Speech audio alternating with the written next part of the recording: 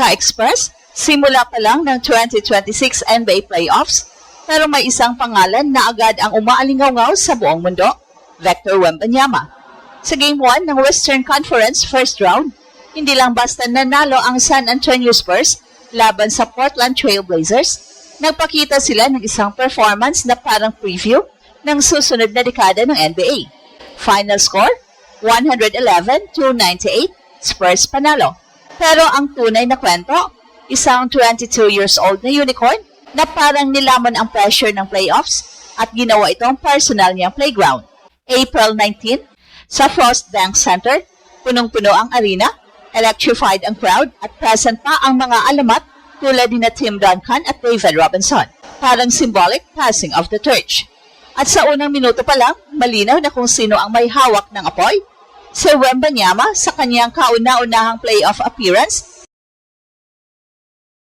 hindi nagpakiramdam, diretso agad sa dominance. Sa first half pa lang, may 21 points na siya gamit ang kombinasyon ng perimeter shooting, inside scoring at effortless na galaw na halos imposibleng depensahan. Hindi ito yung tipong rookie nerves na inaasahang sa debut. Ito yung kabaligtaran, parang veterano na sanay sa ganitong stage. Sa loob ng 33 minutes, nagtala siya ng 35 points sa 13 of 21 shooting, kabilang ang 5 of 6 mula sa 3-point line. Dagdag pa ang 5 rebounds and 2 blocks. Hindi lang ito impressive, historic ito. Nalampasan niya ang franchise playoff debut scoring record ni Tim Duncan na 32 points noong 1998. At higit pa doon, siya ang kauna-unahang player sa kasaysayan ng NBA na nagkaroon ng 35 plus points at 5 plus threes sa kanyang playoff debut. Hindi lang siya naglaro, binago niya agad ang history books. Habang sinusubukang bumawi ng Portland sa second half, lalo na sa effort ni Danny Avdija at iba pang core players, tuwing lalapit siya, may sagot si Wemby. Sa fourth quarter, nang bumaba sa single digits ang lamang ng Spurs, siya mismo ang nagsara ng pinto. Isang malinis na layup, kasunod ang isang three-pointer. Doon tuluyang nawala ang momentum ng Portland. Hindi ito simpleng clutch moment. Ito yung klase ng sequence na nagpapakita ng control, composure at killer instinct. Pero hindi lang offense ang dahilan kung bakit tinawag siyang unfair. Sa depensa, ang kanyang haba at timing ay naging nightmare para sa Blazers. Kahit hindi mataas ang block count sa box score, ramdam ang presence niya sa paint. Ilang beses napilitan ang Portland na baguhin ang tira o matras o maghanap ng ibang option dahil lang sa presensya ni Wemby. Ito yung invisible impact na hindi lang nakikita sa stats pero ramdam sa daloy ng laro. Sinubukan ng Blazers ang lahat, double teams, switches, physical play, but nothing worked consistently. Dahil sa Wembanyama ay hindi lang matangkad, skilled siya, mobile at may basketball IQ na lampas sa edad niya. Kaya niyang maglaro sa labas, kaya niyang umatake sa loob, at kaya niyang mag-adjust sa kahit anong ibato sa depensa. Sa madaling salita, wala pang blueprint kung paano siya pipigilan, at kasama rin sa kwento ang suporta ng kanyang mga teammates. Ang young core ng Spurs ay nagpakita ng maturity. May contributions sina De'Aaron Fox, Stephen Castle, at Devin Vassell. Hindi sila nagpa-pressure at alam nila kung kailan susuporta at kailan ipapasa ang spotlight kay Wemby. Ito ang dahilan kung bakit hindi lang ito individual brilliance, team dominance ito. Sa kabilang banda, ang Portland Trail Blazers ay mukhang nagbigla sa level ng laro. Bilang number 7 seed, alam nilang underdog sila, pero hindi nila inaasahan ang ganitong klaseng explosiveness mula sa Spurs. Ang kanilang offense ay nagiging inconsistent at ang turnovers at missed opportunities ay lalo pang nagpalaki ng agwat.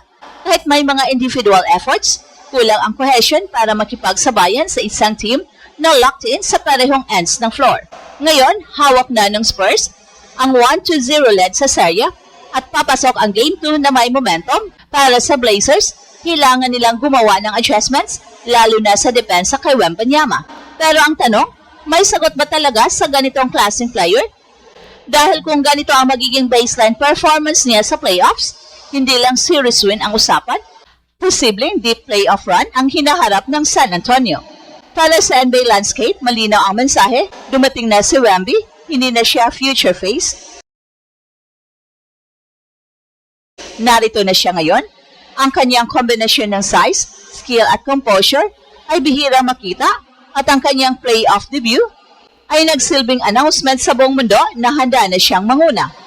At para sa mga fans, lalo na sa Pilipinas, ito ang klase ng performance na hindi mo gustong mamiss. Habang papalapit ang Game 2, asahan na mas magiging intense ang laban, mag-a-adjust ang Blazers, pero mas magiging handa rin ang Spurs. At kung magpapatuloy ang ganitong laro ni Wemby, baka mas marami pang records ang mabasag.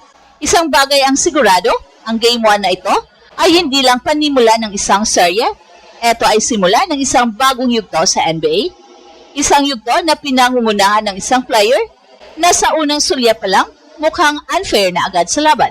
At sa mas malalim na analysis ng larong ito, hindi lang simpleng mainit ang shooting ang nangyari kay Wemby, ito ay isang strategic breakdown ng depensa ng Portland. Mapapansin na sa bawat possession, hindi siya pinipilit ng Spurs na mag-isolate agad. Sa halip, ginagamit siya sa iba't ibang sets, pick and pop, weak side actions at trailing threes sa transition.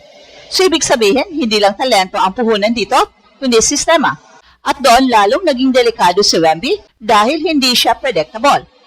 Kapag binabantayan siya sa labas, kaya niyang umatake sa loob. At kapag sinarado ang paint, automatic, punish via perimeter shooting. Isa pang critical factor ay ang spacing ng Spurs. Dahil may shooters at playmakers sa paligid niya, hindi kayang mag-collapse ng depensa ng Blazers ng tuluyan. Kapag nag-double team siya, mabilis ang ball movement ng San Antonio at ang resulta, open looks para sa iba o kaya balik kay Wemby sa mas favorable position. At ito ang dahilan kung bakit kahit subukan ng Portland ang iba't ibang defensive schemes, palaging may butas na lumalabas. Well, defensively, hindi lang headline-grabbing ang stats niya, napakalaki ng epekto ni Wemby sa shot selection ng Blazers. Maraming possessions na hindi umabot sa attempts sa loob dahil sa takot sa kanyang length, napipilitan tuloy ang Portland na kumuha ng contested jumpers o late clock shots. Ito ang silent dominance, yung hindi agad nakikita sa box score, pero ramdam sa flow ng laro. At para naman sa Blazers, ang pinakamalaking problema ay hindi lang si Wemby, kundi ang overall discipline ng Spurs. Hindi sila nagkakamali sa rotations, mabilis mag-transition defense, at hindi nagbibigay ng easy points. Kahit may individual efforts mula sa Portland, kulang ito laban sa isang team na halos walang weak link sa execution. At kung magpapatuloy ang ganitong sistema at confidence ng Spurs, mahihirapan ang kahit anong kalaban. At ito ang Express Info kung saan bawat kwento ginulat ng mundo. Don't forget to like and subscribe.